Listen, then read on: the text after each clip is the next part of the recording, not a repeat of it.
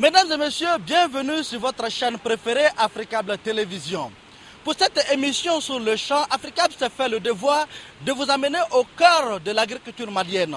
Située à plus de 200 km de la ville de Bamako, Sékou est réputé être une zone rizicole par excellence. D'ailleurs, c'est ici que se trouve la plus grande zone rizicole de l'Afrique de l'Ouest avec plus de 1 million de terres irrigables.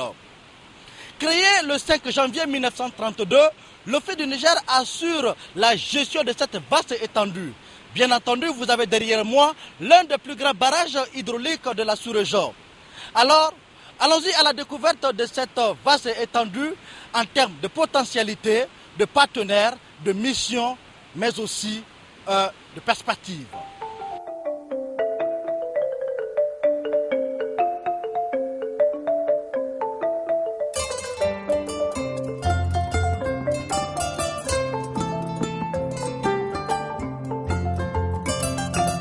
Le jubilé de l'indépendance d'une majorité de pays africains subsahariens était fêté tout le long de l'année 2010 avec face. Et pourtant, il n'y avait vraiment pas de quoi pavoiser. Un seul thème suffirait pour s'en convaincre, celui de la faim. La plupart de ces pays sont obligés de tendre la sébile pour se nourrir, se soigner, s'éduquer, tandis que la nature les a dotés de richesses insoupçonnables. C'est le cas de cette zone humide très vaste que l'on appelle le delta intérieur du Niger. Justement, sur cette étendue, l'Office du Niger y occupe le territoire le plus important en matière de terres irrigables, crédité d'un potentiel de 2 458 000 hectares, dont 1 947 000 hectares de terres aménageables. Créé en 1932, l'Office du Niger était à l'origine destiné à satisfaire les besoins d'approvisionnement en coton des industries textiles françaises. Repris en main par les autorités maliennes à l'indépendance du pays en 1960, elle a été réformée et la culture du coton a été abandonnée au profit du riz. Objectif du gouvernement, c'est de mettre en valeur et développer le delta intérieur du fleuve Niger pour assurer la souveraineté alimentaire du pays. L'Office du Niger constitue l'outil de souveraineté alimentaire et surtout avec les changements climatiques qui interviennent depuis les années 73. C'est là où nous pouvons cultiver bon an, mal an du riz avec satisfaction, avec la maîtrise totale de l'eau.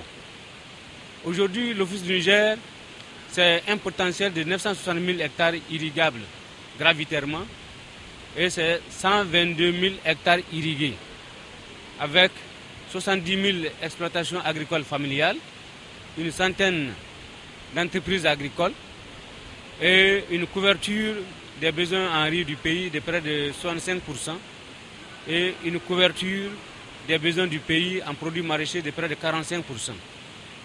Et nous envisageons couvrir les besoins du pays en sucre à l'horizon 2020. Aujourd'hui, l'Office du Niger, c'est un espace de production végétale et animale de la sous-région, en tout cas qui a des avantages comparatifs.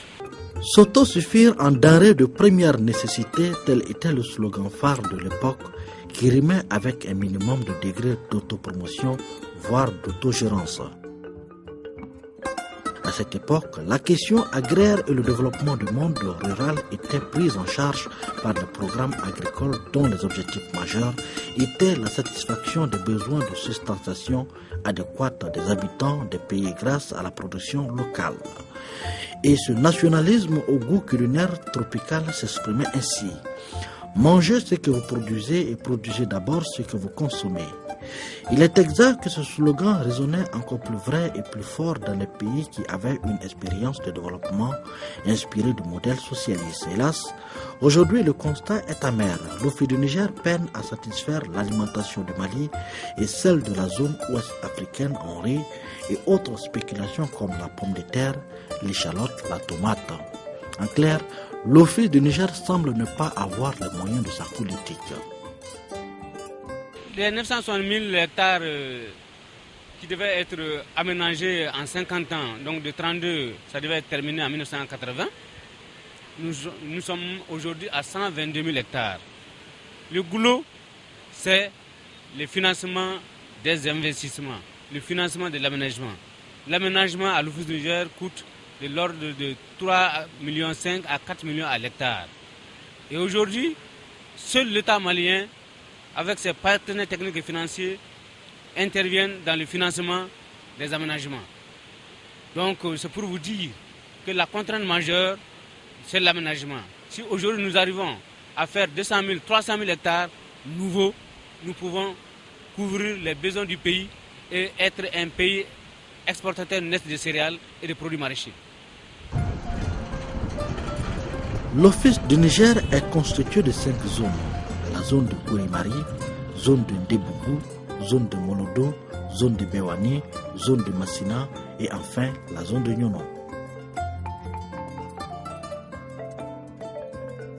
Dans chacune de ces zones rizicoles existent des associations villageoises, des tons villages, des groupements d'intérêt économique, des groupements d'intérêt économique féminin, des hautes intensités de main-d'œuvre et enfin l'organisation des réseaux tertiaires.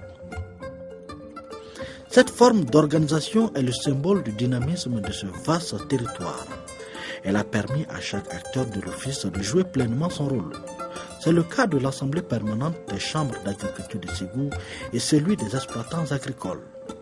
Ici, il s'agit de maintenir les bonnes relations entre l'office et les producteurs, afin de maintenir un climat de confiance et montrer le rôle indispensable de chacun. Ani ofisi ya bara tabolo kanyi fokata si adana sabu ofisi ni apekam nama fo chambre d'agriculture uni yokonche barala komi chambre d'agriculture ye mogoye min ilile do population fe na fo senekelaw ni bakamaralaw ani moni kelaw ni jiri barakelaw donc hukum kono na ofisi be senekama bo donc baraka nyogonya ba ani nyonche bemba ni nyonche sabu baraka nyoko ya mima ni nyonche ulu mako bishe senekela munuma o yawi o senekela mako mana se ofisima obi anchi ka se ofisima wala sa gela membuka wala sa noga membuka wala sa hamna ngo membuka angafu ofisi fana mako mana suma ni hamna ngo mi ubanwele ka fanye ambila se uma so baraka nyogonya atsekata fo kuma nyogonya o kuma nyogonya yani aka ke bewele ande buni nyonche folo o na sira yoro dola peut-être ani office be bisika jigi kana basila ani ulubije ani senekala ubije ka baruke ka hakli fali nge. Mon rôle est multiple puisque à chaque intervention ou bien à chaque problème des paysans, ou bien à chaque doléance des paysans, ou même souvent alors par la demande de l'Office du Niger, quand il a besoin des exploitants, je peux venir alors en facilitateur. Les difficultés sont énormes, puisque vraiment quand il s'agit d'un partenariat, alors aucun d'entre nous n'est satisfait à suer. Puisque c'est dans des domaines d'exploitation, travailler la terre n'est pas facile. Pour l'exploitant, l'encadrement est là. Donc souvent, il essaie même alors de contester ce que l'encadrement dit. Puisque pour les exploitants, souvent, ils comprennent qu'ils sont maintenant alors acteurs à la matière. Donc ils n'ont même pas besoin alors peut-être du conseil. Or, ce n'est pas vrai. Ce n'est pas vrai. L'exploitation, les conseils agricoles, les deux vont en pair pour que l'exploitant a ce qu'il veut. Puisque la production là, ça ne vient pas dans un hasard.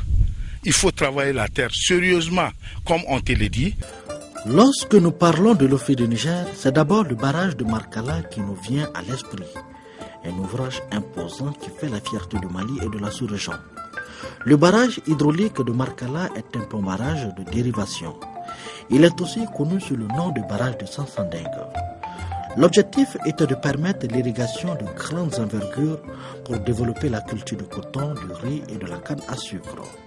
Les premières pierres ont été posées en 1934 et la construction fut terminée en 1947, soit une durée de 13 ans. L'ouvrage est long de 816 mètres, composé de 488 vannes mobiles. Il constitue le moteur et la locomotive de l'Office du Niger. Tout part de ce gigantesque chef-d'œuvre qui est l'une des plus grandes infrastructures de maîtrise d'eau au sud du Sahara. Sa réalisation a été faite dans le cadre de travaux forcés de milliers de personnes provenant de tous les pays de l'Afrique occidentale française. D'ailleurs, un monument situé à l'entrée du pont rend hommage aux victimes décédées pendant sa construction. Cet ouvrage qui attise la curiosité constitue un véritable pilier économique pour le Mali. Il est principalement composé de 3 canaux adducteurs, le canal de Massina, le canal du Sahel et le canal Kos-Ongoïba. Le barrage est la pièce maîtresse des aménagements hydro-agricoles de l'Office du Niger. En fait, le barrage, pour le moment, ça permet l'irrigation des parcelles de l'Office du Niger qui se situent en rive gauche. Pour le moment, le barrage n'est pas électrique. Ce n'est pas un barrage hydroélectrique, c'est un barrage hydro-agricole. Les caractéristiques du barrage, le barrage a 2 parties. Une partie dite mobile et une partie fixe.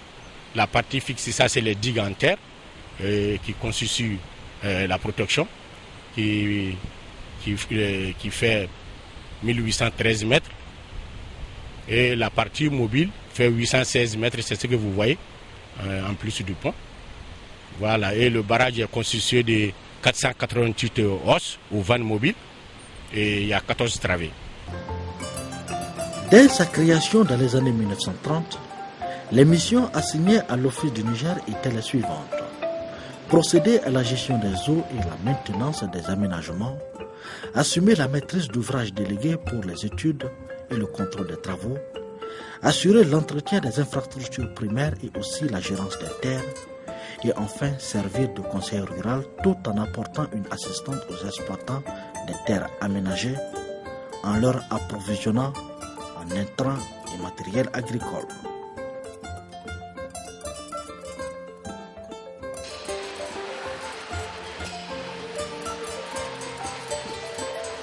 Très souvent, les équipements agricoles qui sont indispensables au développement de l'agriculture font défaut. Alors, en conjuguant leurs efforts, les forgerons se sont associés en collectif pour répondre aux besoins de matériel des paysans. Ici, toutes sortes d'équipements sont fabriqués et même adaptés pour permettre aux producteurs d'accroître leur superficie cultivable et améliorer leur rendement. Faut-il le reconnaître, sans équipement moderne, il est difficile d'assurer une importante production à l'Office du Niger. C'est ce qu'a compris la SOCAFON, entendez par là la Société coopérative artisanale des forgerons de l'Office du Niger, qui par leur génie créateur donne satisfaction à leurs clients. On y trouve par exemple des aratoires attelés, des motoculteurs et leurs accessoires.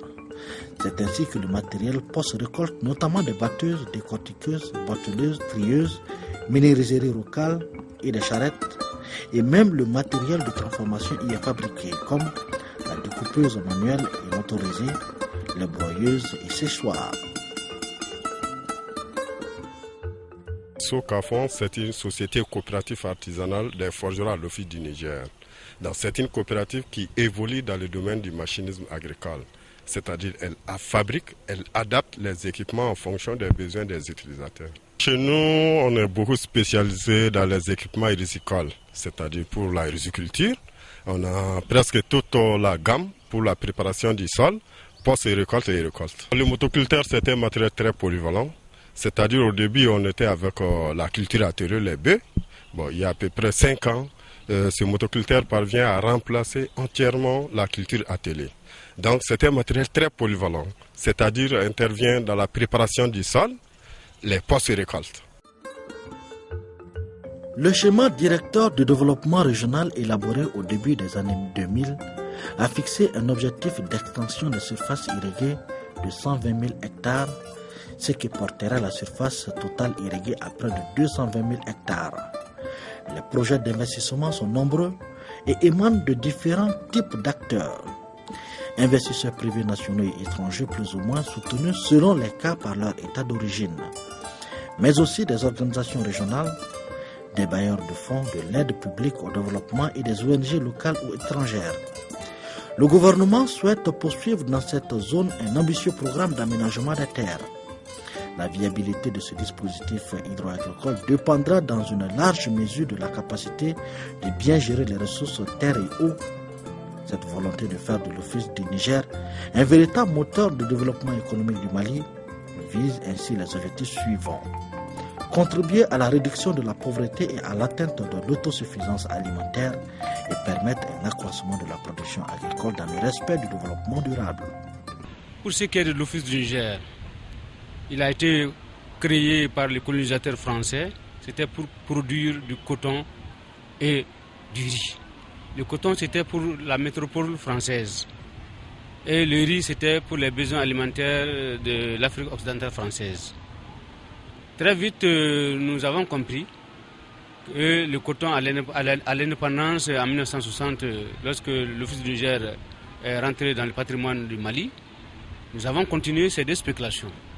Mais en 1971, nous avons abandonné la culture du coton pour des besoins techniques, pour des besoins phytosanitaires. Parce que dans la même période, le coton se développait au Mali Sud. Et toutes les terres, disons, du coton ont été reconverties en riz. Et nous faisions le riz en monoculture. Et à partir des années 84, avec la sécheresse permanente, nous avons décidé de diversifier des cultures, surtout des productions maraîchères. C'est dans ce cadre que nous avons développé des cultures maraîchères de tomates, d'oignons, d'échalotes. Pour équilibrer la nutrition des populations et également créer de la richesse pour ces populations.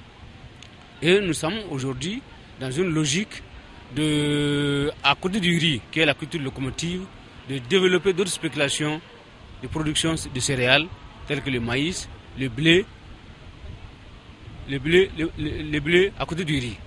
Et également des productions maraîchères, la tomate, l'échalote, la pomme de terre. Tout ça, c'est des cultures de très forte valeur ajoutée et de moindre consommation d'eau. Pendant l'hivernage, à l'Office du Niger, nous n'avons pas de problème d'eau, parce que vous voyez le barrage du Markala, c'est le grenier du Mali, c'est le grenier de l'Afrique occidentale française. Et un proverbe Dogon dit, l'ombre la plus rassurante, c'est l'ombre du grenier plein. Peut-être que le bobo aussi le dira. Parce que quand, chef de famille, tu es adossé à un grenier plein, tu sais que tu as la sécurité alimentaire de ta famille pour l'année. Il n'y a pas de plus rassurant que ça. L'un des projets d'aménagement le plus important est le projet Malibia. Né d'un accord entre le Mali et la Libye, cette initiative a porté sur l'aménagement et l'exploitation de 100 000 hectares dans la zone de Kolokotomo. La première étape, construction du principal canal d'irrigation et d'une route goudronnée, tous deux de 40 km, a été faite. Pour l'essentiel, ce sont 25 000 hectares qui sont actuellement mis en œuvre, d'où la création des activités comme l'élevage et l'agro-industrie qui prospèrent dans cette zone. Il faut ajouter que les objectifs de production de cet aménagement ont été fixés à 200 000 tonnes de riz pour sa première tranche et 25 000 tonnes de viande par an. Ici, à Kolongo, il a été développé des activités piscicoles en système de gage flottant. Ce projet, malgré des difficultés émises dans son démarrage, a permis de diversifier les activités de population et contribuer ainsi à augmenter les revenus des paysans. Selon certains témoignages que nous avons recueillis, avec un cage de 5 mètres carrés, tous les 6 mois, il est possible de réaliser un chiffre d'affaires de 40 millions de francs CFA.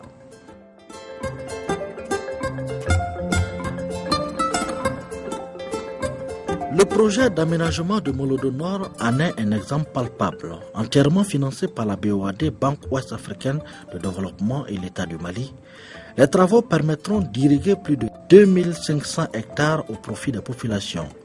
Il permettra aussi la réhabilitation de plus de 1000 hectares et augmentera la production de riz à plus de 15 000 tonnes annuellement. On a une production annuelle de 15 000 tonnes. Donc imagine-toi 2500 hectares avec un rendement de 6 tonnes à l'hectare. Donc ça vient 15 000 tonnes à l'hectare. Donc 15 000 tonnes an. Donc c'est une production additionnelle que nous cherchons. Et cette production, c'est en direction de la population. Ça augmente leurs conditions de vie. Et nous aussi à l'Office du Niger, non seulement ça augmente notre potentiel en superficie cultivable, et ça augmente également notre production annuelle de riz. L'Office du Niger est un vaste projet intégré visant à mettre en valeur et développer le delta central du fleuve Niger. Cette zone jouit d'un potentiel de développement agricole exceptionnel grâce à l'abondance d'eau et la disponibilité d'importantes surfaces irrigables. En plus des aménagements, il s'est engagé dans une stratégie de développement intégré et structurant qui consiste à créer les conditions de vie décentes pour les populations. Tout comme à Molodo Nord, le village de Fouabougou bénéficie des infrastructures sociales de base, notamment une école entièrement équipée, un centre de santé et appartements pour les agents, des centres culturels de jeunes et de femmes, des forages pour l'approvisionnement en eau potable et des logements pour les populations bénéficiaires du projet. Le projet d'aménagement de Molodo Nord consiste à aménager 2500 hectares et à réhabiliter 1400 hectares. Donc c'est un projet financé par la BOAD et l'État malien. Ce projet, comme on le dit, c'est pour augmenter le niveau de vie de la population, améliorer le niveau de vie de la population.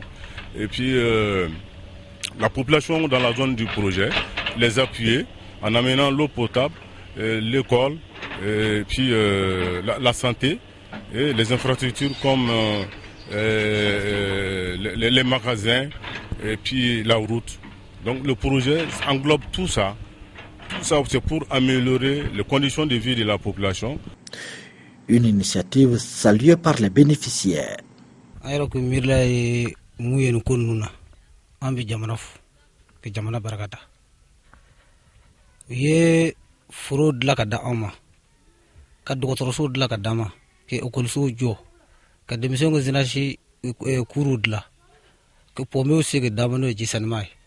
abo fulke jamanai na ala sonama anyiro ba njesiri mina nunu munun lala ku mine di barkai furin fana ka sene kan che sirafe foga seki nafas la ka nafas magse malle kile la baraje le na ala dikra sonama inshallah. Depuis un certain temps, l'Office du Niger a adopté un mécanisme pour mieux inciter les investisseurs nationaux et étrangers à contribuer de manière efficace au rayonnement de ce que d'aucuns qualifieront de mine de diamants pour le Mali. En termes d'atouts, l'Office dispose d'une grande disponibilité en terres irrigables et en eau pendant l'hivernage, l'irrigation par gravité à maîtrise totale de l'eau et autres systèmes d'irrigation, un marché potentiel en perpétuelle croissance, soit une importation de 2 millions de tonnes de riz par an. Il existe également un environnement juridique très favorable. Signalons qu'à partir de 2015, l'État a décidé d'injecter 15% de son budget global dans le secteur agricole. Ceci en vue de faire du Mali une puissance agricole. Dans les 30 années à venir, tous les pronostics sont en faveur de l'Afrique. Il est dit que c'est l'Afrique qui va nourrir l'humanité dans les 30 années à venir. Et les pays du Sahel, ayant compris cela, ont fait une déclaration à Dakar où il est question de développer à l'horizon 2020 près de 600 000 hectares. Et le ministère du Développement rural a pris l'engagement de développer au Mali 350 000 hectares à l'horizon 2020. Et avec cet engagement, l'Office du Niger constitue l'endroit idéal pour pouvoir aujourd'hui aller à près de 300 000 hectares dans ces 350 000 hectares. Donc c'est pour vous dire que nous pouvons bel et bien développer ces superficies pour pouvoir nourrir, assurer la souveraineté alimentaire du pays et être un exportateur net. Et nous avons des projets structurants. Pour ces 350 000 hectares, c'est de voir comment est-ce que nous pouvons lancer, engager des grands travaux. Des grands travaux tels que Malibia, où vous avez visité le canal de Malibia, qui est long de 40 km, large de 100 mètres, où on peut développer près de 200 000 hectares. Nous sommes en train également de lancer les travaux pour irriguer les Méma Pharmaqués. Ça, c'est des projets où nous pouvons développer une agriculture moderne. Une agriculture moderne pour les productions végétales, pour les productions animales. Et tout ce développement, c'est fait pour l'homme. Donc c'est dans ce cadre que, dans tous nos programmes d'aménagement, nous prenons en compte des infrastructures sociaux de base, telles que les centres de santé, telles que les écoles, les centres féminins, les centres de jeunesse, les parcs de vaccination, pour qu'il y ait un développement en symbiose, pour qu'il y ait une atmosphère de bon vivre et que les villages, les jeunes n'aient pas envie d'aller dans les grandes villes. Parce que chez eux, nous allons créer des conditions où il est mieux de vivre en zone rurale qu'en zone urbaine. Et c'est d'inviter les jeunes à rester là-bas pour ne pas faire l'exode. Parce qu'on peut cultiver et en hivernage et en saison sèche. Très vite, des investisseurs privés maliens l'ont compris et n'ont pas lésiné sur les moyens pour apporter leur pierre à la construction de l'édifice commun. Ici, nous sommes dans un bail amphithéotique du complexe agro-industriel de l'opérateur Modibo Keïta, très connu sous le nom de GDCM. Plus de 1000 hectares sont exploités dans cet espace. L'agriculture y est totalement mécanisée, du labour à la récolte en passant par les semis. Ce sont des milliers de tonnes de pommes de terre qui sont produites chaque année. Un modèle d'entrepreneuriat qui fait la fierté de l'office.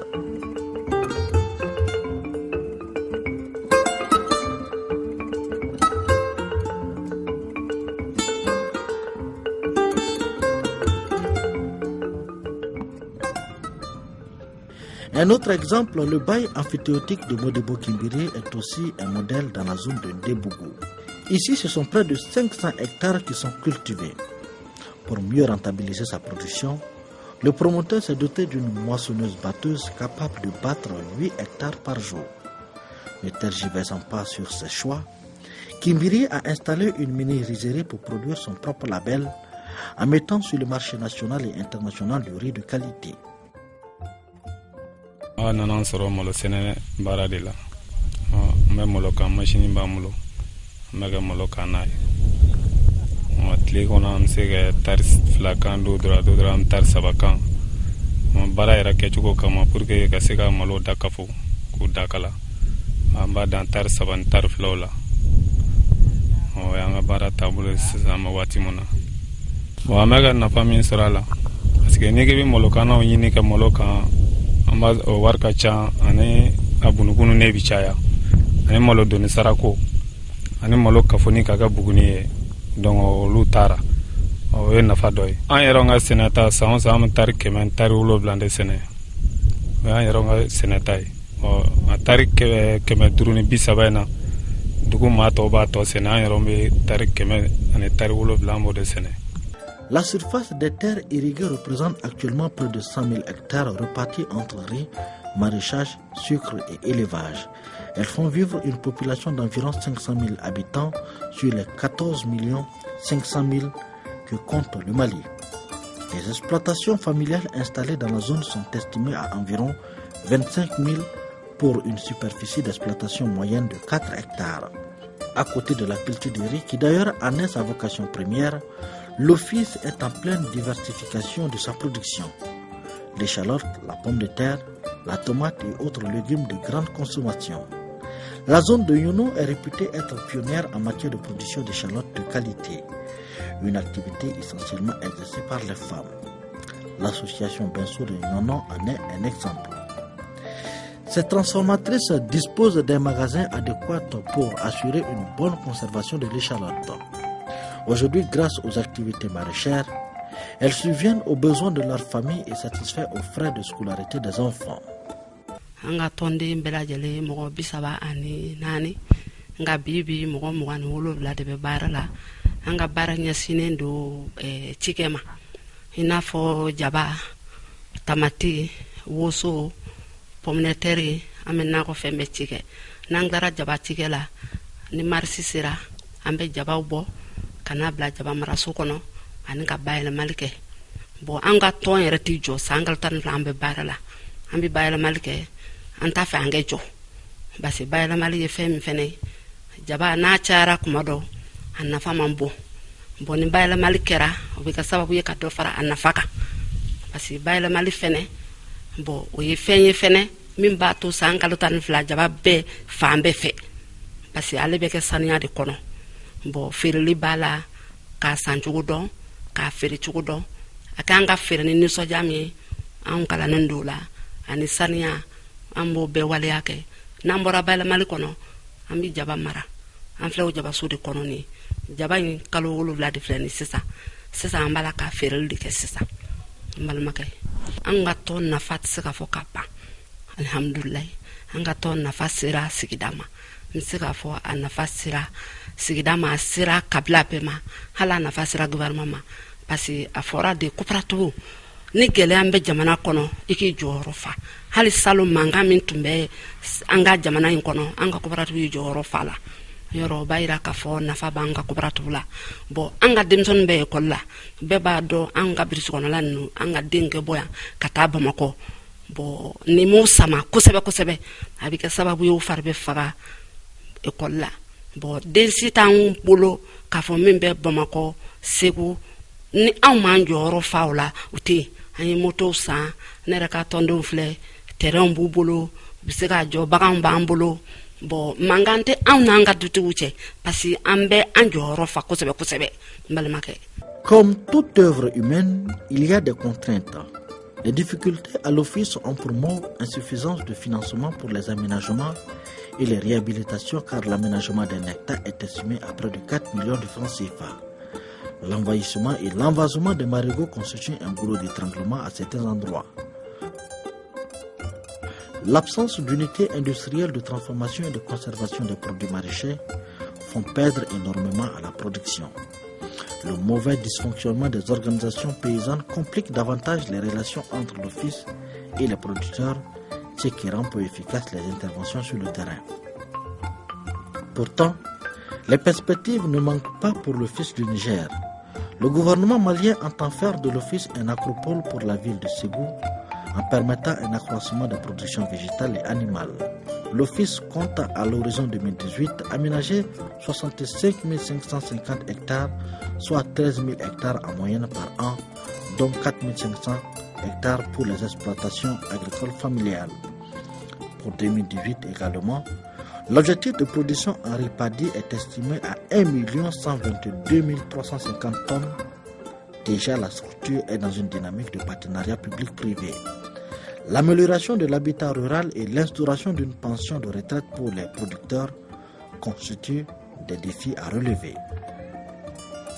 Nous avons remarqué que les paysans, les agriculteurs du Mali ne bénéficient pas, ont des difficultés quand ils deviennent âgés.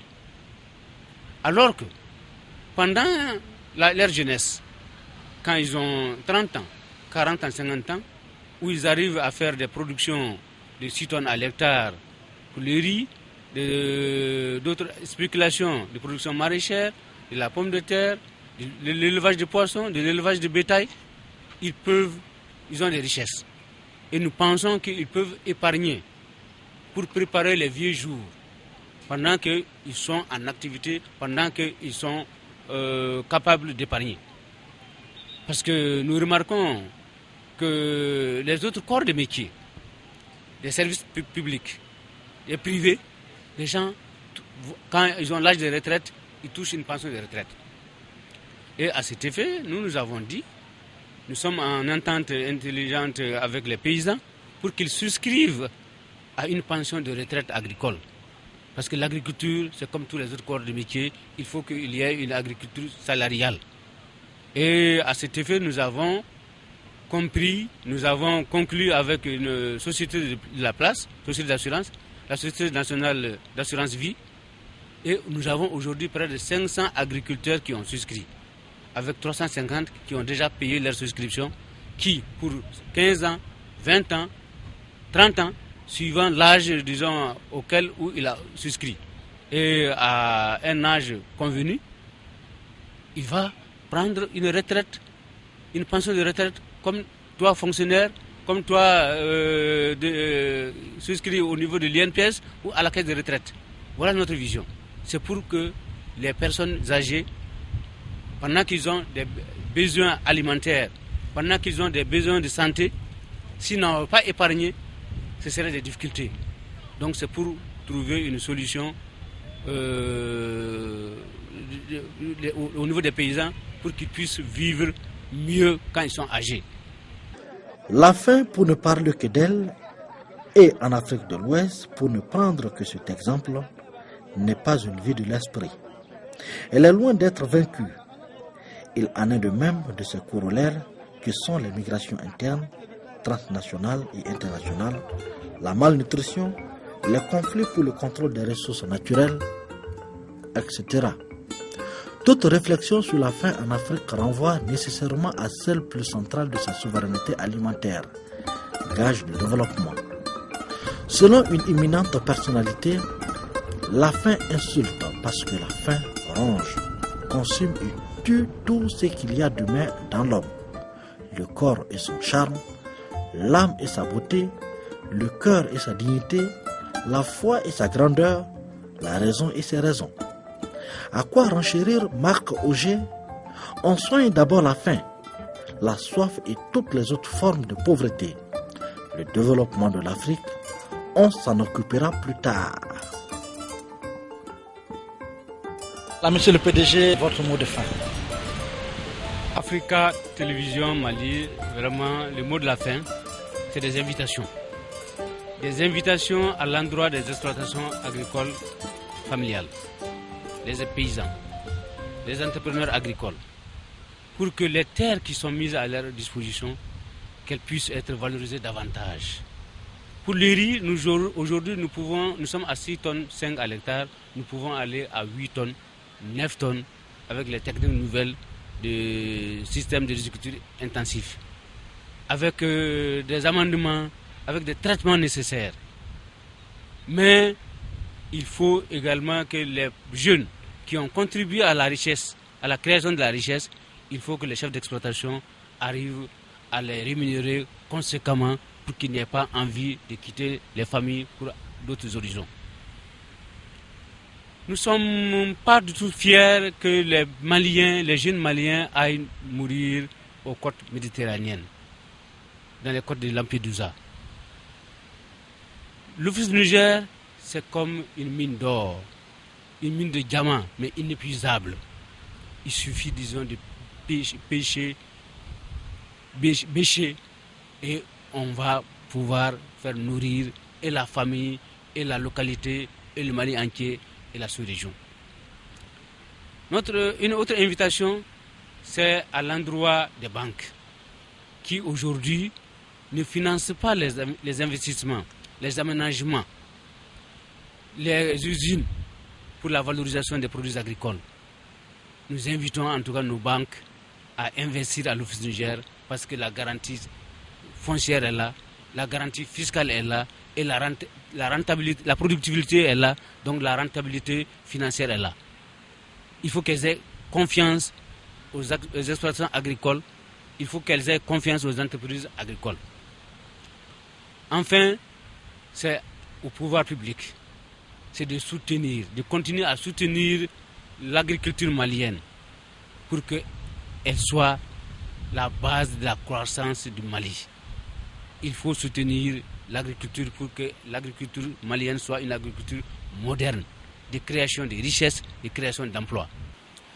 Selon l'Université des sages africaines, si tu ne te bats pas pour ce que tu veux, rassure-toi que personne d'autre ne le fera à ta place. Alors, mesdames et messieurs, personne d'autre ne viendra nous garantir notre propre sécurité alimentaire. Nous avons de l'espace, nous avons de l'intelligence, nous avons de la force, alors mettons-nous au travail. Mesdames et messieurs, ainsi s'achève votre émission sur le champ dont nous avons eu le plaisir de vous la présenter. À très bientôt pour un prochain numéro.